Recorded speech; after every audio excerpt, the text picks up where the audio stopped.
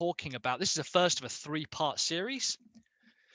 We're going to be talking about hiring a VA. Now, you can actually expand this out as a process for just hiring members of your team. I have found this more and more useful, kind of the more specific the roles that we've gone into. And specifically, what we need to look at right now is your core function. We've had, sorry if you can hear my dog in the background going nuts. Hey, Fabio, glad you could join us, mate. If you happen to have some post-it notes or some cards, a few of you have probably done this exercise before, but it doesn't hurt to go over it again. You're going to need about 6 cut post-it notes or 6 flashcards, or just a block of paper. A block of paper? Good one. Just a sheet of paper, and we're going to divide it up into 6 squares. So we're going to be looking at your core function first. Next week, I'm going to take you through the hiring and the interviewing process. And then the week after that, I'm going to be talking about how to assign tasks. So I'm really glad that everyone can join us today. I'm really excited about this. I think it's going to help us all out massively. Even if you've already got virtual assistants, this might help with some of the transition work. We are definitely recording and people can definitely hear me. Awesome. Here's how I want you to think about hiring. If you have no members of your team, or if you do have a member of your team and you don't have an assistant, in my opinion, a second brain, I want you to think about this as hiring to protect your job, to actually make your job more effective and to protect the value and the role that you bring to your organization, to your business. If you have multiple jobs, as in you have a couple of businesses, this is still going to help because the assistant is designed to help you and then push themselves into the business. Some jellyfish have 4 brains. I don't know that I'd be able to cope with that. I'm not particularly effective with the one that I've got now. Maybe I do need 4 brains. But I certainly treat Clarence, my VA, as a second brain. I'll throw notes over to her. She's way more organized than me. She's way more structured than me. And she helps kind of turn them into actionable processes. So we're going to look at, this is the starting process of hiring a VA or a team member to the right way. I love that fact, by the way, Andrew. Thank you for sharing that some jellyfish have 4 brains. Some people might not be able to see everyone. Just a quick bit of housekeeping. Make sure that you select all panelists and attendees. Andrew, for example, I think you're still on all panelists mode. And a few of you might not be as well. All recordings are made available to coaching members, so I'll throw this up. It'll probably be available tomorrow. Make sure to use all panelist attendees. These are, of course, your calls as well, so please ask questions. This will probably go over the hour, as per usual. If you need to go, obviously that's absolutely fine, not a problem at all. But if people have still got or want help, we can go ahead and do that. And then everything we share here is yours. Cool. I only see extra people. Is that a play on I only see dead people? Oh, so you can only see. We'll cover that off. We'll figure it out. Cool. So today's call, how hiring a VA can be absolutely disastrous. Really quick poll, just throw into the chat. Who has already got a VA, like currently now, and it's working really, really well? Or have you tried hiring before and it's been a disaster and you've ended up getting rid of them? Or who has never, ever, ever had a VA or never even thought about it?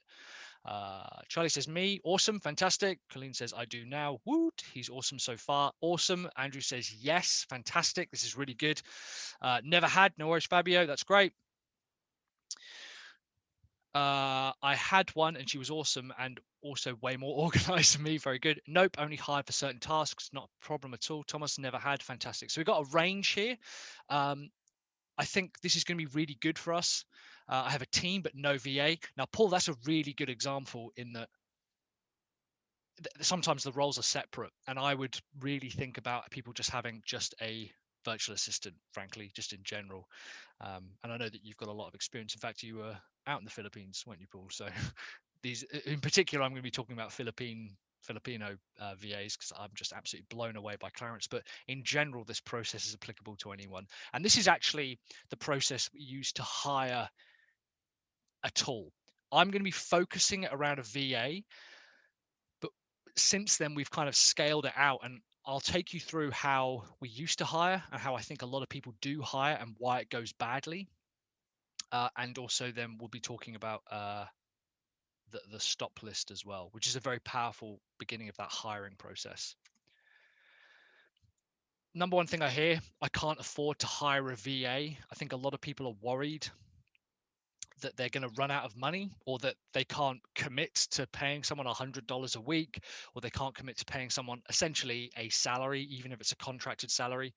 Or maybe you've tried hiring before and it was an absolute disaster because and that can cost you money essentially, because you have to hire someone, you spend a load of time and money on training them, and then it kind of all goes a bit pear-shaped.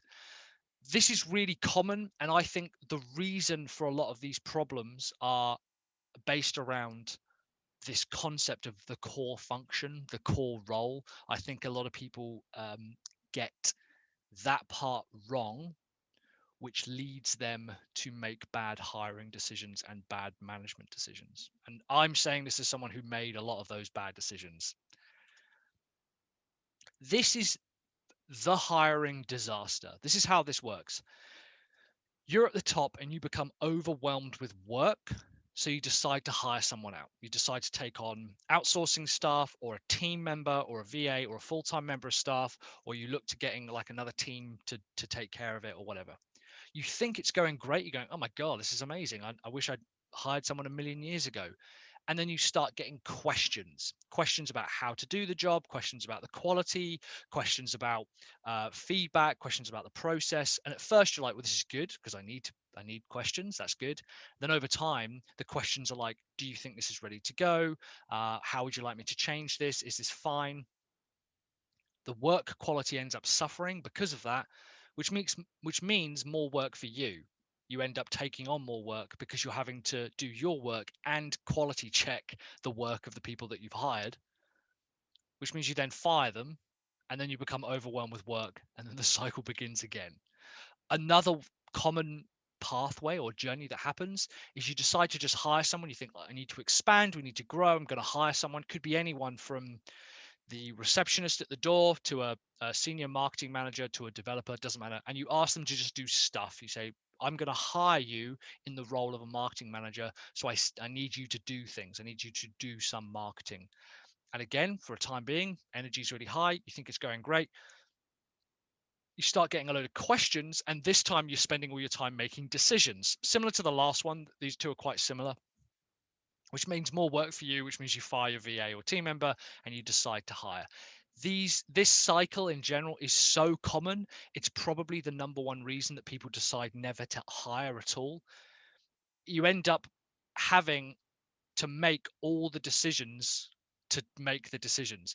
It's work to assign work. What a beautiful way of putting it, Charlie. Now that's a man who's experienced this problem. Yeah, it is work to assign work. It's hard work, and it's very grinding and demoralizing. And then you send the work away, and then it comes back, and it's your job to check it before it goes out as well. I'm going to actually talk about this phenomena as well. It's called the call center phenomenon. So it's a really, you'll all recognize the model, and this is why the process is broken. Maybe you feel that you actually don't have enough work for them to do. Maybe you're like starting out. I know there's a few people in here who are pretty much like starting out, or maybe you've been running for a while now and you think, I don't know if I'd have enough work for someone to do.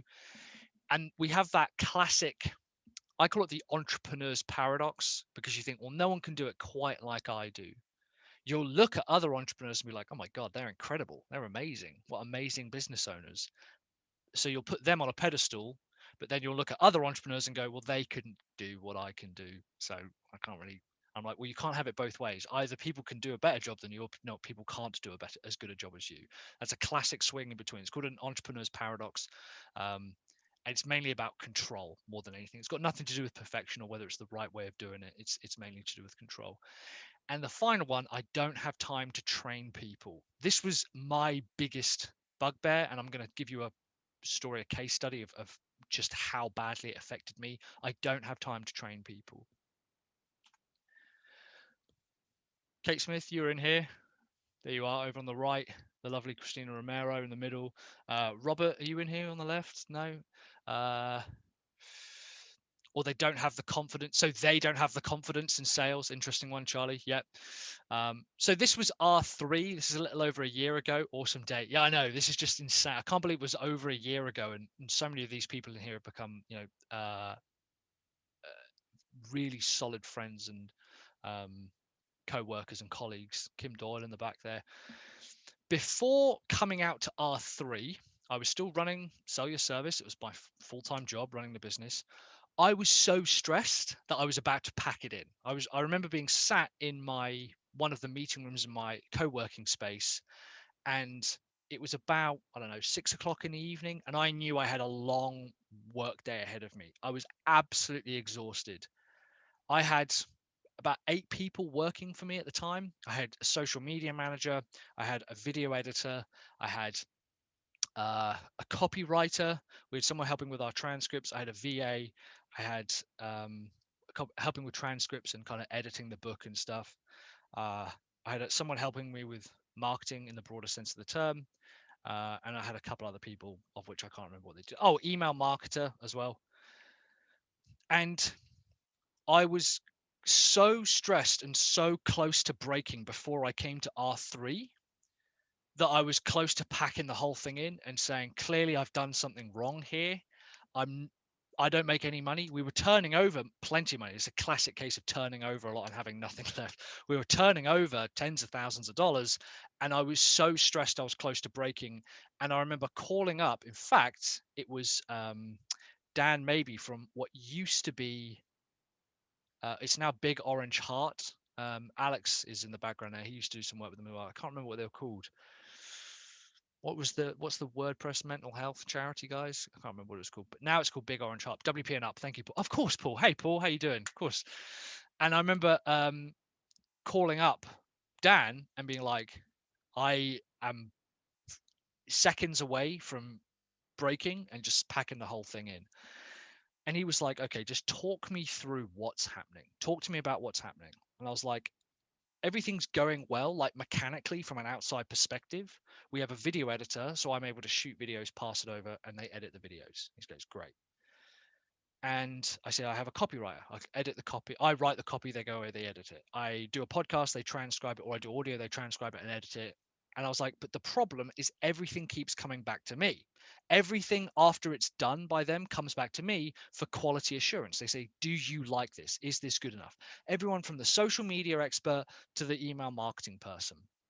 And I said, I'm supposed to be hiring people to take work off my plate, and it's killing me. I've got more work than ever because I'm having to do the quality assurance job for all these 8 people. When it was me doing it, it was easier because I knew how good it was as I was doing it. But when I get other people to do it, it comes back to me, and I end up not being able to do my work, which is creating the content in the first place, and creating training and doing coaching calls. And he was like, okay, cool. And he talked me through this process. Dan has managed teams and manages a team now. And he talked me through this process. And and Dan certainly helped me, made the decision to sack it all off. So I fired everyone except my email marketing person and my content editor or my copy editor. And subsequently, they have since moved on. I didn't see a huge drop in revenue or productivity, but I was like, I know something's broken, because how is it I can see other business owners have a relatively large team and they're not doing everyone else's work? And this was this common trap that we fall into, where you assign work to people, but ultimately the decision still ends up with you. So I want to talk you through what is commonly referred to as the call center paradox. So we can use my new tablet. This is a customer, and we've all been here, right? You've called up your customer service representative at the call center, who is essentially a member of your team, and you've asked them a question, or you've got a problem. Essentially, the customer is creating work for the member of your team. How often have you called someone up within the customer service department for something, either to cancel something or change something or amend something or whatever, and they say, hold on, I'll have to speak to my manager. So they then come back, and the manager in this case is essentially you. You are the manager. So the decision from doing the task ends up moving to you over here. You're now having to make the decision. You then pass that information back to them, and they then do that with the customer. This is obviously incredibly ineffective because the customer might as well be talking to you, because we're not giving the decision power to the team member. And it compounds and gets worse because every time a new task comes across from, and it's just not customers, this could be anything, this could be everything from creating content, creating videos, customer support, whatever. All of it comes back to you, as in the decisions. We all have to say, how do you want this done? How would you like this to be done? And then you have to pass that information back to them over and over and over and over and over. And as Charlie alluded to, it actually creates work creating work, because let's say you want your team member to do something and you say, what I want you to do is to organize these files or whatever. And you say, just organize them. How often have you ever said to someone who works for you or a team member, I need you to go and organize these files or do some invoicing or something? And it goes away. And the first thing they do is, how would you like me to do that? So the decision making keeps going further and further towards you, and the doing gets further and further towards you. And that's why people go, what's the point in me hiring someone if I end up making the decisions and doing it for you? Even if someone else is doing it for you, it's actually the decision making that is the hardest to get your head around. We experience this every day. When you come home from work in the UK, everyone's working from home at the moment, but you know what I mean? When you finish the day, you get home and your partner asks, or someone asks, what do you want for dinner? And you think, or they think, well, I'm giving them choice. I'm helping them decide what they want for dinner. And you're like, I'm actually sick of making decisions. I don't want to have to decide what we're having for dinner. All right. I just make the decision for me. And then your partner goes, all right, fine, goes and makes something, and it's the wrong type of food, right? How often does that happen? And it's actually because the decision making part of the process is the frustrating part. That's the thing that people get stressed about. That's the thing that takes most of your energy away. And ultimately, this is because the team member is not empowered to make that kind of decision. They're not allowed to, in the broader sense of the term. And what we're going to do is come up with a core function that allows us to pass control over to the team member for them to go, I'm going to make the decision about this. This ultimately boils down to control versus freedom. And it's a spectrum. When it's just you, you have absolute control over everything. If you want more freedom, you need to hire people, but it moves you over away from control towards freedom. Kate, you'll remember as the R3, and if anyone who has read the book Clockwork by Mike Michalowicz, which I highly recommend you read, if this is part of the thing that you want to do, I highly recommend reading it. He asks his new assistant, hey, can you go away and do the invoicing? Like, organize our invoices because it's something's not quite right. We're missing invoices. She goes, okay, great. She goes away. She comes back and says, how would you like to do it? And he goes, I'm just going to let you get on with it. And the first method she comes back with is she says, well, every invoice is going to have a letter based on their surname. And he's like, well, there's only going to be 26 letters and we've got customers with multiple. He was like, no, I know that that's going to be wrong, but she needs to figure that out. He could have exerted control at that point, but you have to give freedom. And the way that we can give freedom is by the how specific we are about the task. So we will come on to that. But your guys are going to make mistakes. And she came back and she said, do you know that surname thing didn't work out because there's 26 letters, but there's loads of different surnames? And he was like, is that so? What else? And she was like, I've got it though. It's going to be their middle initial and their surname. And he was like, okay, fine. This is for like invoicing numbers, right? So for us, it's, well, we don't really have invoicing numbers, but it's the product, the date, and the first four letters of the surname. Nice little code. She hadn't thought of this. So she came back to him again and was like, it turns out there's only 26 letters in the first section as well. So you just can't tell. SK could be a Mr. Blank Simon Kelly, but it also could be a blank Simon Killen. Who knew? And he was like, right. And she said, so what I'm going to do is the first 3 letters of their company name and a customer number and a date that the invoice was issued or something. It's like, great. By assigning the task and being specific about the task, he was able to move himself into freedom of that area and letting go of control. It isn't how he would do it. It wasn't how he would do it. But that's not the point, because the task gets done. Hiring shouldn't replace doing, it should replace deciding. And this is the critical thing to understand. Even with my virtual assistant, even with our virtual assistants and our team, we have to allow them to make the best decisions. No one wants to be a micromanager, right? We've all had them in the past and they're just excruciating to work with. I remember a micromanager that I used to have would ask me to do tasks, and then she would say, I want a half-hourly update on how the task is going. I wrote a macro inside Outlook that would just shoot her an email, like that, just sort of on the hour, every half hour, saying, yeah, I'm just still working on this. It was so high level, it was super like that, but they were happy with that. I was like, it's so unproductive, just let me get on with it. And then when you present it to them, they go, no, this isn't how I do it.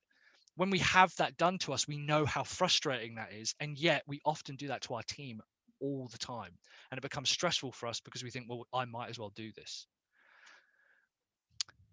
We want to begin to give ownership of results of a task over to people. And ownership comes from clear and specific results. When I fired everyone at the beginning of R3, I said to them, I want you to stop. I was pretty blasé. I was pretty brutal about it. I said, I want you to take complete ownership of the video. Would you publish this video? Would you publish this book?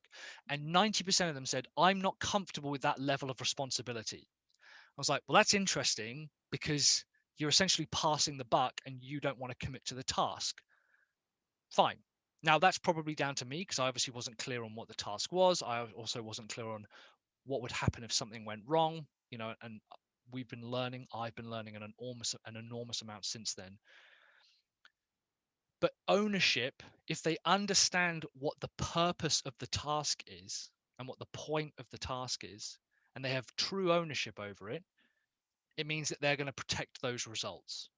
And your team's primary task isn't to do at all. It's actually to protect your role. Their number one task is not to do their job. It's to allow you to do your job. And I know that it's a subtle shift, but it's really important that we understand it. At the center, you've got your core role, which we're going to talk about in a second. So get your little post-its ready, or if you want a piece of paper to write it down on. You've got a core role, and then outside that there's loads of secondary tasks. Typically those are things like sales and marketing, creating content or whatever. And then outside of that, the tertiary tasks are stuff like admin, taxes, accounting, bookkeeping, problems like basic troubleshooting, that kind of stuff. Every single time you dedicate time to one of those tertiary or secondary tasks pulls you out of your core role. You should be hiring to, first of all, allow you to do your core role better than anything and just focus on your core role, but then to have people take care of secondary and tertiary tasks. And over this kind of next 3-week period, we're going to go through that. So our first job today is to identify the core role. Before I move on, does anyone have any questions at all? I'm going to give it a couple of minutes so people can write them in if they would like to. Does anyone particularly disagree or agree with something that I've said, or a different story? I'm more than happy to go over things. So I'm going to give it a couple more minutes if people do have questions, if you're typing them in. As a rule, for those who are new here, if you have a question at some point, write it in, and I'm always happy to go back to the beginning of the slide deck and cover something off if we haven't. Cool. Okay, so it doesn't look like Colleen says, my social media manager is totally taking ownership of his role. It's great. Awesome. That's fantastic to hear. And it's so liberating when it happens as well. I'm afraid of paying for someone's time figuring out things by himself. Okay, Thomas, that's a really interesting problem. And again, it's not uncommon at all. Hopefully, by the end of this lesson, you'll have a better understanding of how you can make sure that they are like up and effective as quickly as possible. What you'll probably find is that the first sort of 5 or 6 things you get them to do, you'll know how to do because you're doing them already, and you're just outsourcing things, and then it comes down to the point where you think they are going to go away and take care of it themselves. It now gets to the point where I message my VA and say, hey, why is this person receiving this email? They'll go and figure it out, and it means that I don't have to. Figuring out how to do it is actually the most profitable thing they can do. But I completely understand, and hopefully by the end of this you'll be able to find a way to get them up and running quickly. I've had that concern too in the past. Documenting processes, yeah, it's a big part of the process, Colleen. Yeah, and in week 3, at the towards the end of November, I'm going to talk through my documentation process and how we do that, and actually makes it much easier for me to assign tasks. So yeah, cool, awesome. And this is why what we need to do. We need to understand your core business role. I'm going to be using the same framework that Mike uses, Mike Michalowicz, in Clockwork, which is the Queen Bee role.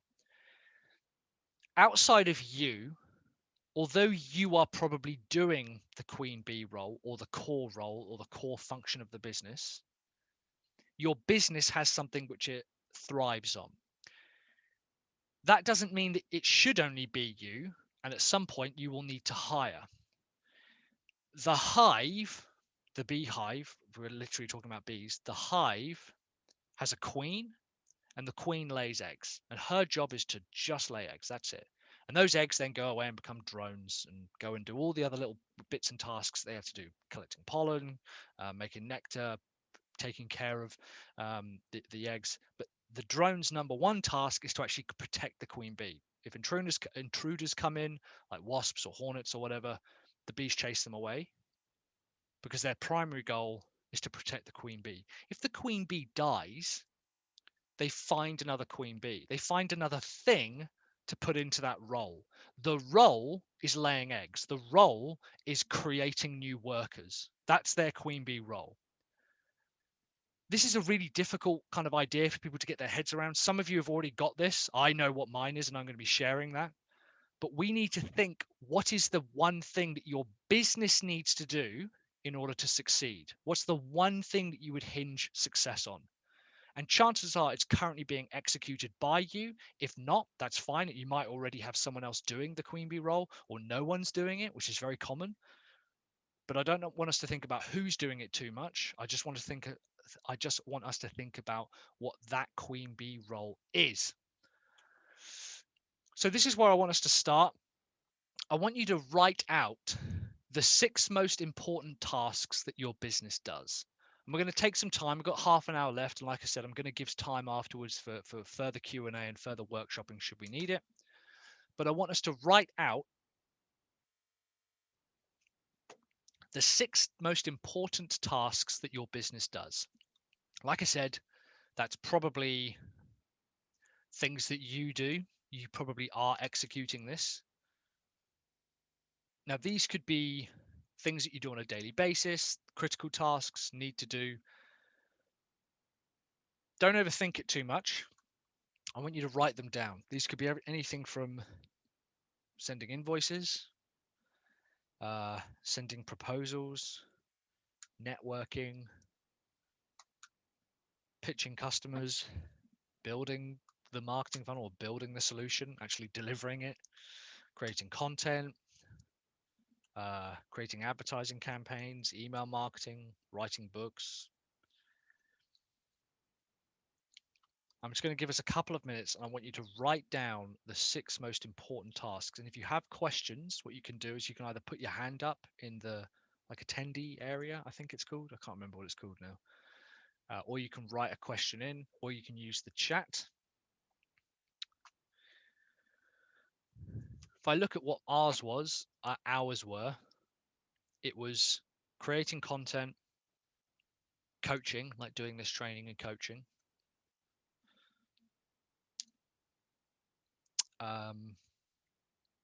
customer support, like customer service,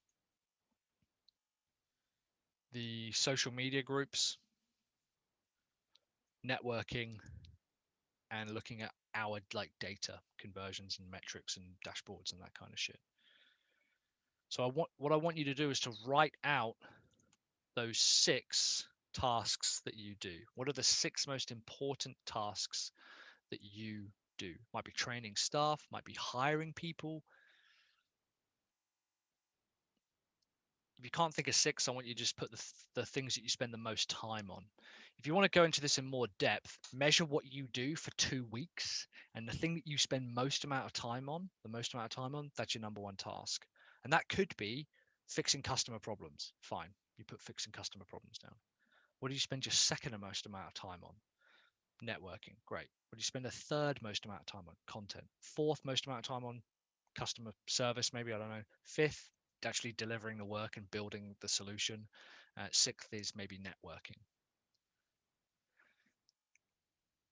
So I'm going to give you guys a couple of minutes to write those down. You can either write them down on Post-it notes, flashcards, you can write them down on a piece of paper. I've actually got a worksheet here, which I'll share with you guys. Anyone on the internet with this link can view. Yeah, cool. Does anyone not have or is struggling with 6 tasks? Or does anyone already have their 6 tasks written out? I know some of us have done this before, but it's still a useful exercise.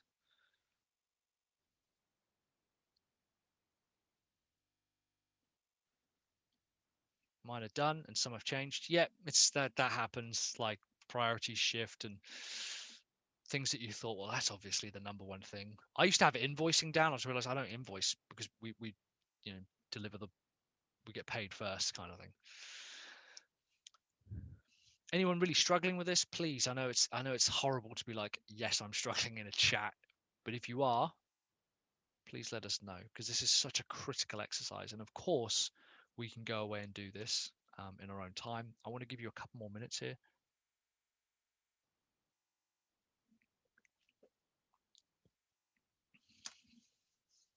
I'm even going to do it. There's a pen. Make sure that I'm doing the right stuff.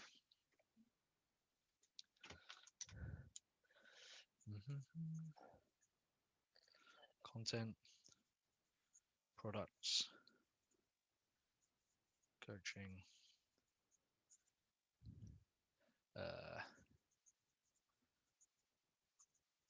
strategy, data, and training. Cool.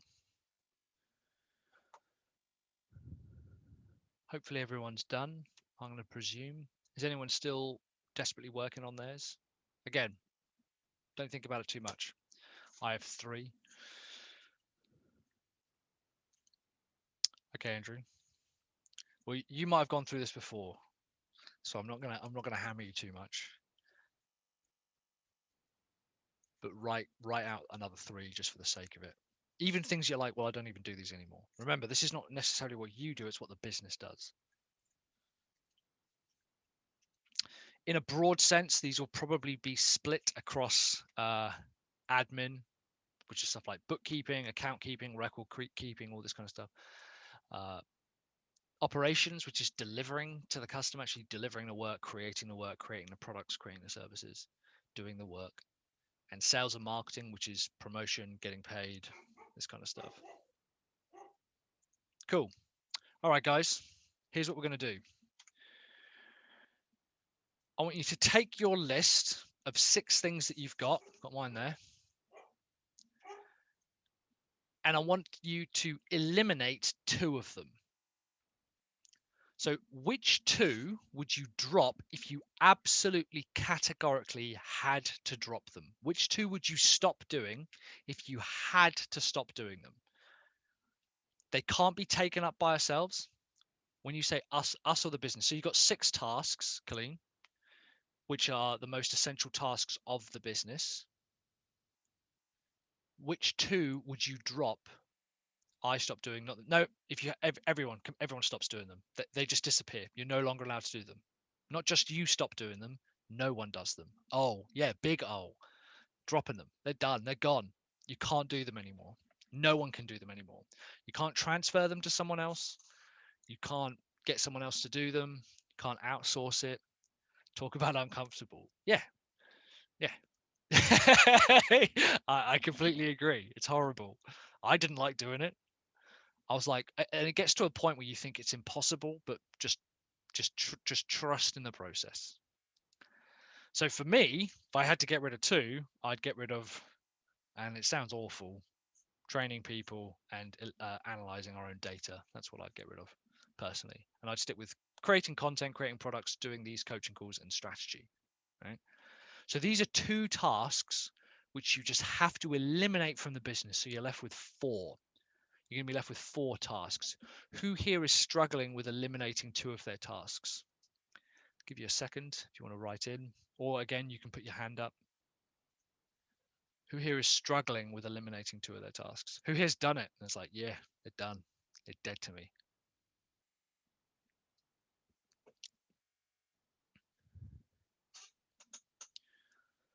Let me know in the chat if you are where you are, what you've done. You want to talk about uncomfortable. Client work and social media gone. Dropped. Dropped, son. Awesome, Kate. That's great. Those are two big ones as well. Yeah, great work. I'm actually not going to give you particular like reasons why you would drop them. Maybe you just hate doing them. Maybe you kind of think, oh, well, if I have to get rid of them, I'll get rid of these two. Maybe it's like, well, these are the least important ones. You know, managing and coaching, as in managing your team. And there's no judgment here either. There's no judgment at all. Yeah, managing your team, great. Yep. And coaching clients, 100%. Drop it. Awesome. Very, very good. And remember, these, while you might be doing these tasks or while you might be doing the core role, which we will uncover, these are the tasks that your business can no longer do. And this is designed to be uncomfortable. Cool. So we've got four tasks left. We're now going to halve that number of tasks. And even though I have done this exercise a ton of times, it still makes me feel queasy. We're going to take that list from 4 down to 2. So you're going to eliminate 2 of those tasks. And again, it actually doesn't matter your reasons for eliminating them. They can be because you think, I don't really like them. They're not that profitable. If I was only allowed to do these 2 things, I would do those 2 things. So you're going to be left with 2 core functions within the business. And this is where you want to start thinking about, well, what would I hinge my success on? And usually around this point, people are like, I have to charge people, the admin, I have to deliver the work to get paid, and I have to promote it, surely. Fine. I understand that. I want you to decide, well, which 2 of the 4 are you going to keep? Which 2 of the 4 are you going to keep? So you should be left with 2 tasks. And it's like I'm saying, it's difficult for everyone. I've eliminated 2. And you might be thinking right now, we're kind of moving through this too quickly. I'd like to think about this. Nothing's set in stone. I'm not going to start coming around to your house and going, you've eliminated these 2. That's it forever. We can always go back and work over it. What I want you to do is to do it now and just go, I've pretended that I've eliminated these 2. Remember, no one else can do them. They're gone from the business entirely. You can't replace them. You can't automating them. And so now I want to understand, what are you keeping? What are the final 2 tasks that you have kept? Creating courses and products, promotion and marketing. Cool. I like that, Colleen. Cool. So you're basically left with creating courses and products. Yep. And promotion and marketing. So you're left with 2 tasks, 2 things that if you could only do those 2, you believe the business would succeed. And that's great. That's what we want, is 2 tasks left. Every time you eliminate a task, I want you to think about, could I elevate the ones that are left to such a degree that they actually make the other tasks easier or irrelevant? Who is still struggling with this? Is anyone struggling with this? I'm going to move on in a second. Is anyone thinking this is insane? Building products, planning and vision. Good. I like that a lot, Kate. And remember, these are the tasks of the business. These are the core role for the business. Cool. Okie dokie. Right. So get ready for the final one. I think this one is going to pleasantly surprise you. I want you to get rid of one more. I want you to halve that list of 2 tasks down to 1.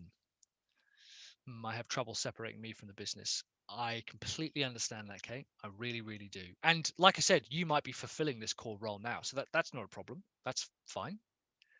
But I want us to try and think about, what would you hinge the success of your business on?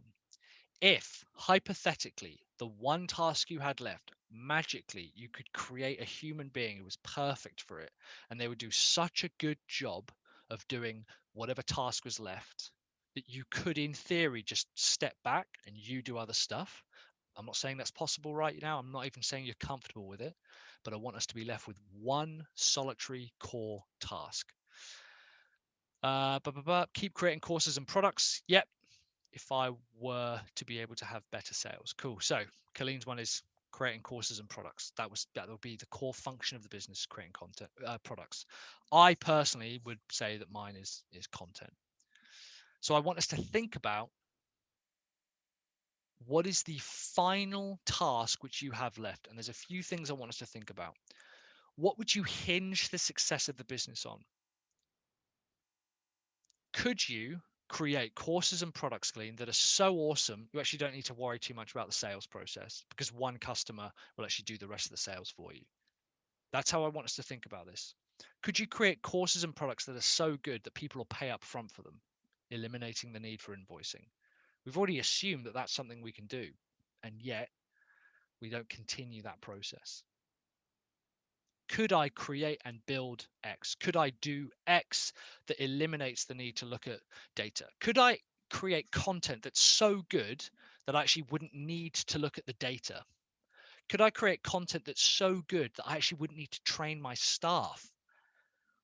Could I create content that's so good that I don't need to coach anymore? That's what I want us to think about. So really quickly, well, Kate, that's a very interesting question. Could your planning and vision be so good that you don't need products? I want to talk about this in a bit, about where you should be spending your time, because you should be spending as much time as possible, within reason, planning and strategizing. Absolutely. But it might be that the core function of the business, the success of the business, relies on creating products. If we think about the queen bee role, in my case, the eggs that I lay, it's kind of a gross analogy. Hello? Am I still here? My camera's just died.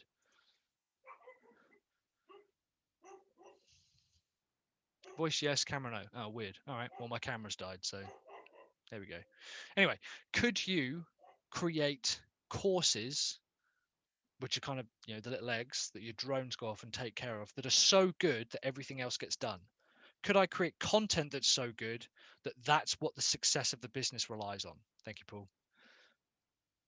Who here has a core function that they've identified now, or is at least closer to that core function? Who's got that? Let me know in the chat if you've got a core function of the business. And again, you might be the one doing it. That's absolutely fine. You might not be the one doing it. Again, absolutely fine. Let me know in the chat what that core function is. What's that core role that you have within your business?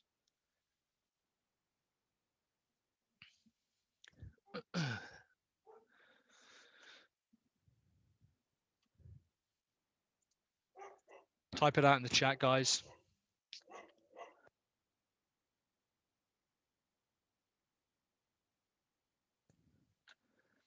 Cool. Sales. Awesome. Okay. Fantastic, Fabio. So the process of, if you could elevate sales to the point you're so good at selling, you actually don't need to do any other stuff. That's awesome. That's fantastic. That's great. Cool. A few pointers, guys, to help you with this. Who here is like, this is insane. I've got no idea what the guy's talking about. I'm way over my head here. I feel like I'm drowning. I'm not happy. You know, what am I? What am I? I have no idea what to create. Is anyone in that realm? Is anyone like not even started that? And if you are, that's absolutely fine.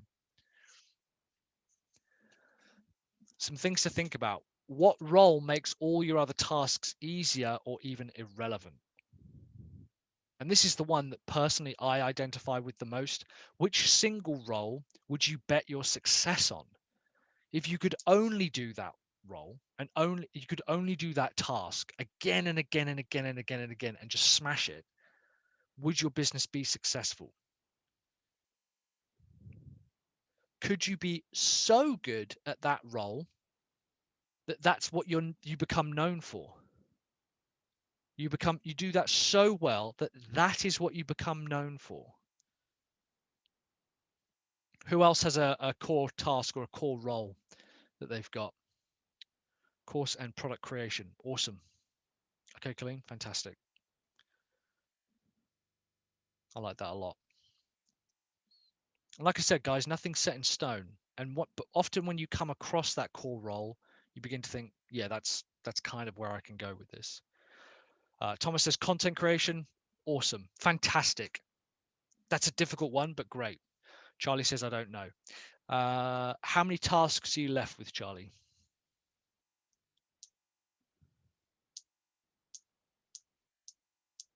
4. Okay. Can you give us what those 4 are?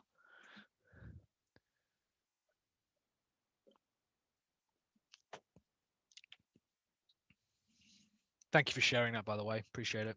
But yeah, could you tell us what those 4 are?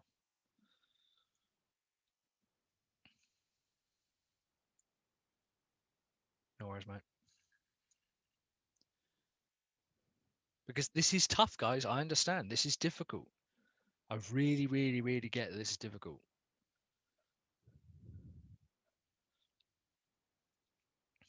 Sales, delegation, planning, and creation.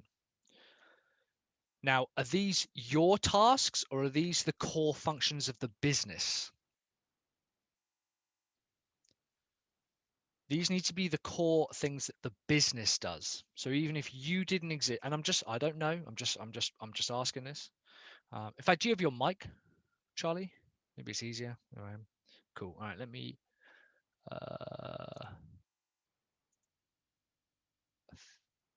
think you can unmute yourself.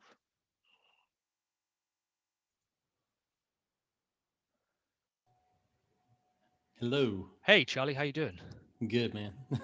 Fantastic. So these 4 tasks, these are the 4 things that the business does day in, day out.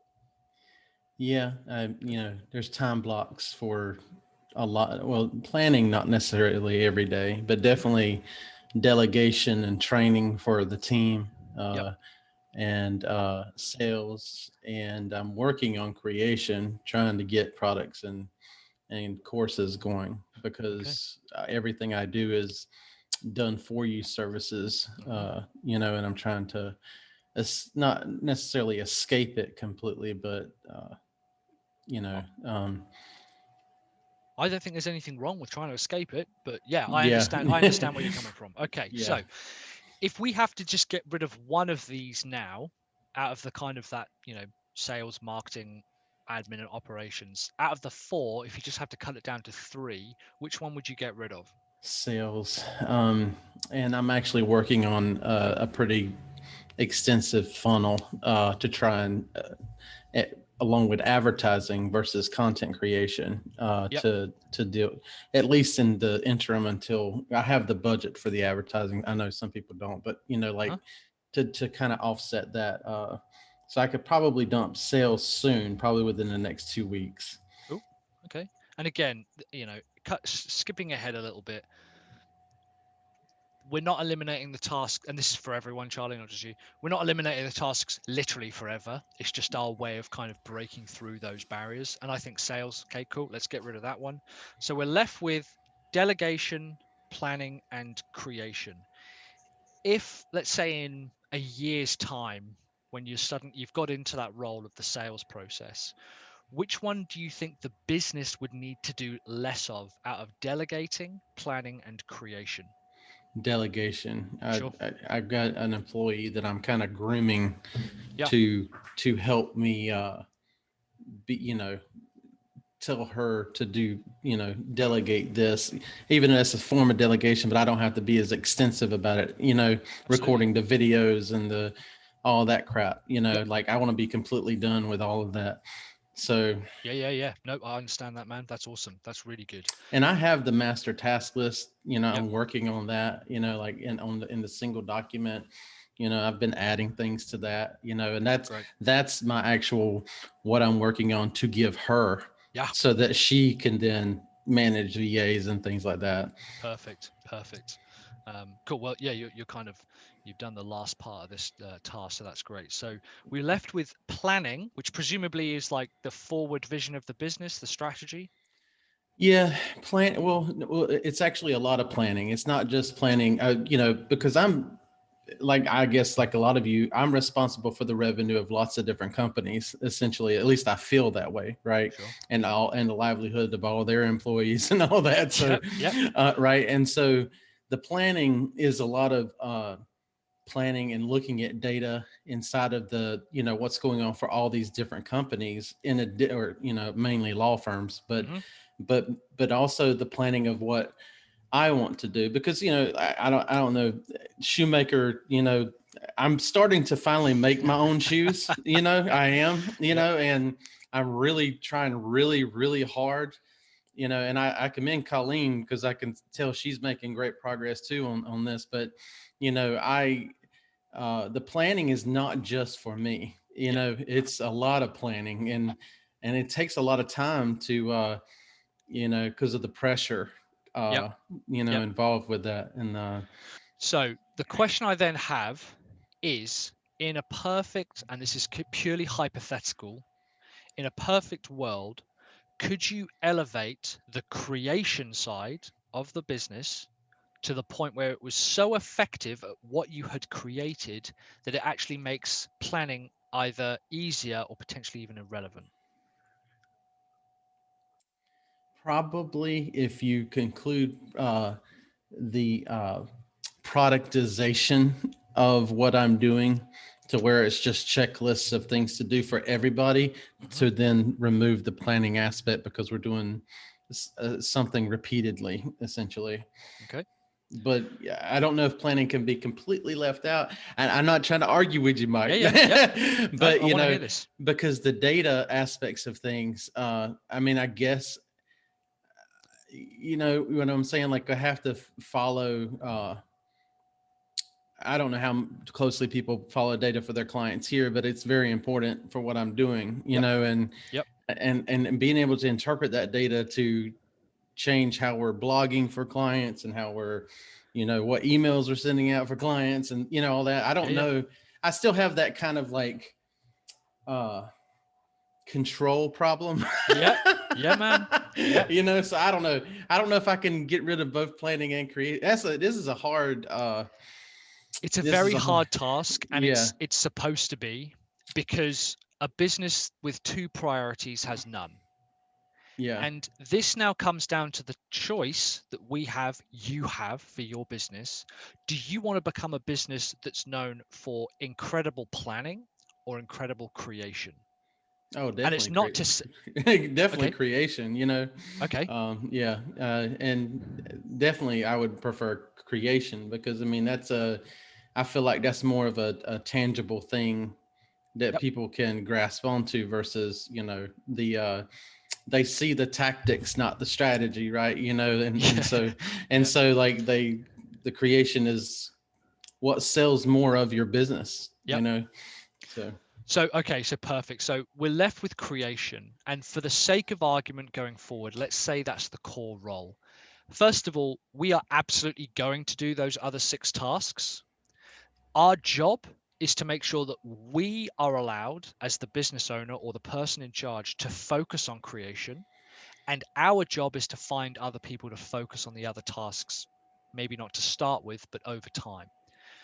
This is literally a case of deciding which direction do you want the business to go in. For us, for example, our agency, I wasn't particularly concerned, and it sounds awful, about the delivery and the quality of the delivery of our marketing. It just wasn't, like, the customers weren't that interested in it. It was a 70% is good enough. I was like, but consistent communication, absolutely. That's all they want. That's what they want repeatedly, day in, day out. So we became known for creation. Other people say, no, I just want to focus on delivering the highest quality product, but our communication might be a bit lacking.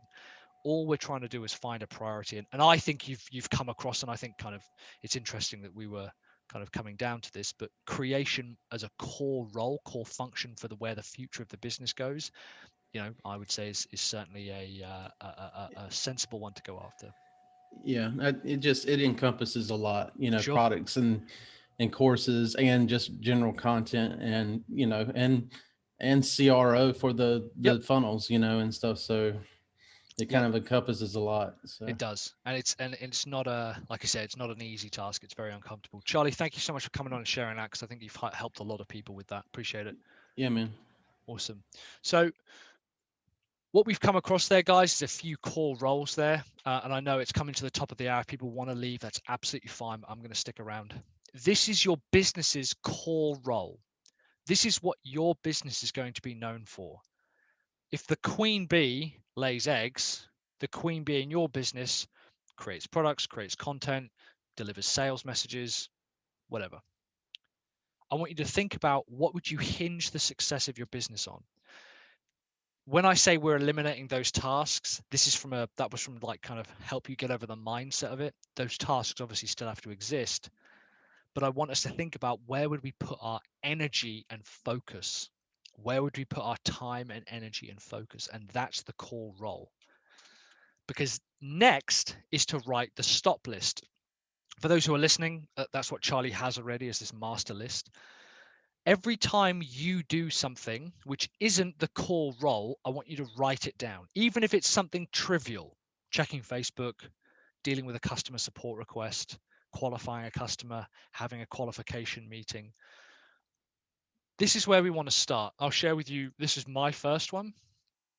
And I literally was like, all right, chasing payments from payment plans that have failed, dealing with access problems, publishing blog content, making coffee. You joke, Fabio, 100%.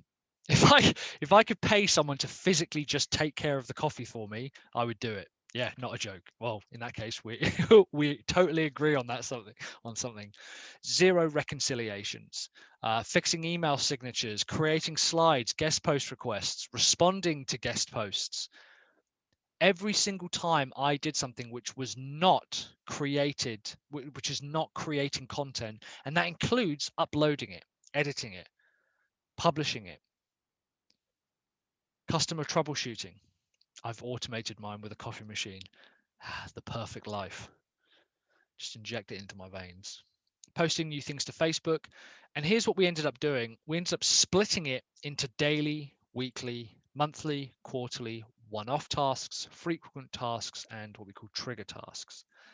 Daily tasks, unsurprisingly, things that we do every single day: letting new people into the Facebook group, checking checking for support tickets and refund requests, scheduling daily emails and sending them, doing a sales rundown, which we do every single week, weekly goals, transcribing and editing, email performances, new webinars, quarterly tasks. Over the next week or two, what I would like you to do is to take and just do this as an example. Even if you're not still 100% convinced on the core task, on the core function that you've got, do this as an example and take your task, take the core role that you've got, and just write out every single time you do something which is not your core role. Just write it down. The problem that a lot of people had earlier was, well, I don't want someone to figure out, I don't want to pay someone to figure something out, which I understand. Your mind will change on that, though, I promise. First of all, if you're writing out things you're doing already, it means you've probably got some kind of process. Don't worry about recording videos and stuff yet, but we're going to get around to it. This slowly becomes the task list for your VA or for a member of your team. And maybe your VA can't do everything in it, but I'll guarantee they can do a huge chunk of it. So if you're thinking, well, I don't know even what I would get them to do, this is how you discover what you're going to get them to do. I get absolutely giddy thinking about getting rid of the things on my list. I agree, Colleen. It is, it's a very liberating process. It takes a while. It comes in fits and starts. Sometimes we'll get rid of 2 or 3 things. Other times I'll get rid of 1. Today, though, apart from this coaching call, I was able to pretty much go outside. We're doing some furniture building because we're being locked down. So I thought I'd go and buy a load of timber. And I was just able to do that. And I knew that refunds were taken care of. I knew that welcome requests were being taken care of. I knew that refunds were being taken care of. And that was all stuff that I was doing by hand. Charlie says, yes. I used to think I didn't have enough for them. My guys have been busy every day. I'm afraid I'm giving them too much. Don't worry about that, Charlie. If I've learned anything, it's that when people begin to batch together these types of tasks, some people are just really good at it and they knock it out of the park. It's well worth checking in with them, of course. Like, how is the workload? But we'll talk about that during the interview process next week and during the tasks process the week after that. So I want you to create a tasks list. At first, just write stuff down because you can always move it around later. Literally, and it sounds insane, attending this call should be something on your stop list. You should go, this is something that is not creating content. Running your emails at all, answering them at all should be on your stop list. And I'm not going to create the process yet. I'm not going to create the systems for it yet. We're not going to hire for it just yet. I just want you to create that stop list. And I'd love it if next week people came with those stop lists. I run my tasks list through this flow chart. Oh, cool. Every 3 months. Oh, interesting. Will I enjoy this? Yeah. Interesting. Well, it's interesting you've brought this up. Fabio, this is really interesting. Is this yours, like your creation? Because this goes down our hiring and tasks route as well. What you've got here is values. Because you might take for granted, is it income generating, as quite high on the list of like, oh, we should decide on that. Incredibly, some businesses won't be their priority. So what you've shown here is actually a demonstration of the company values, which is really, really important. So yeah, great work. That's awesome. Thank you so much for sharing that. I love that. Yeah, eliminate, great. Automate and request assistance. Fantastic. Yeah, there's a few different ways of doing this. Mike Michalowicz also has a method of doing this. Rob Moore has a method of doing this, but this is great. Fantastic. What a great little flow chart. Cool. So I want you to write down things on your stop list, and if you do end up putting them into a daily, weekly, monthly, etc. tasks, bit of high level overview on that. Obviously, these are done every day, every week, every month, every quarter. One-off tasks are things that we just need to get around to, like our email signature was done. We did that. Opt-in monster actions was done. Frequent tasks are things that come up that are like customer refunds. Like it's frequent, but we might get 3 in one day and then 1 in 1 week. So they're pretty regular, but they're not automated. Trigger task is based on when someone needs something done, but it might be more or less frequent than the frequent tasks. Frequent tasks are also things that I would want to do. So we set up a webinar, but I might do 1 in 1 month, then 2 in the next month, or it might be writing up a process, right? But there's not necessarily a trigger for that. But a trigger is someone, maybe refund is actually asking for a refund as a trigger task. Awesome. We're just within hour and 10. Does anyone have any questions before we move on? Remember, we have got the Quip channel, and you can also private message me in there as well. I've had some really good conversations in there recently, which is very useful if people want to use that. Maybe get your thoughts together and put that out there. And like I said, you can private message me in there, and it avoids my horrific email autoresponder.